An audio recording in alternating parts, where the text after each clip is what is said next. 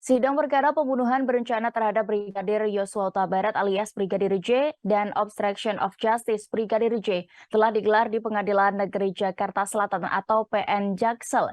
Dari agenda pembacaan dakwaan oleh Jaksa Penuntut Umum atau JPU, nama mantan penasihat ahli Kapolri yakni Fahmi Alamsyah tidak lagi tersebut.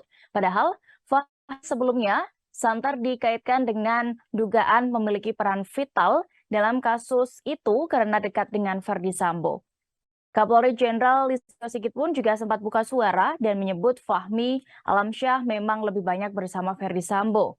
Fahmi juga disebut teman dekat Verdi Sambo. Dalam pemberitaan Tribun News sebelumnya, Kepala Pusat Kajian Keamanan Nasional Universitas Bhayangkara, Hermawan Sulistyo menyebut bahwa mantan staf dan penasihat ahli Kapolri Fahmi Alamsyah memiliki peran vital dalam kasus tewasnya Brigadir J. Ia menduga Fahmi adalah operator yang menyusun skenario-skenario setelah penembakan Brigadir J. Lalu menyusun bersama Verdi Sambo bahwa kejadian tersebut adalah tembak-menembak.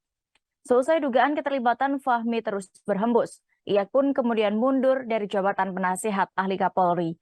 Namun saat disarankan agar memberi hak jawab atas pemberitaan yang beredar, saran itu pun tidak diindahkan.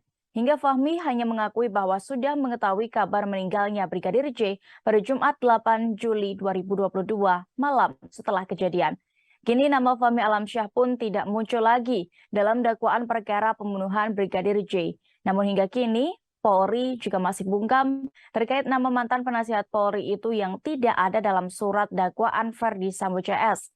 Kapus Penkum Kejaksaan Agung RI Ketut Sumedana saat dihubungi juga menyebut semua dakwaan yang dibuat sudah disusun dengan baik berdasarkan berkas perkara yang diterima. Soal tidak adanya nama Fahmi Alamsyah dalam surat dakwaan terhadap Sambo CS, Ketut menyebut hal itu lebih tepat ditanyakan kepada penyidik yang melimpahkan berkas perkara.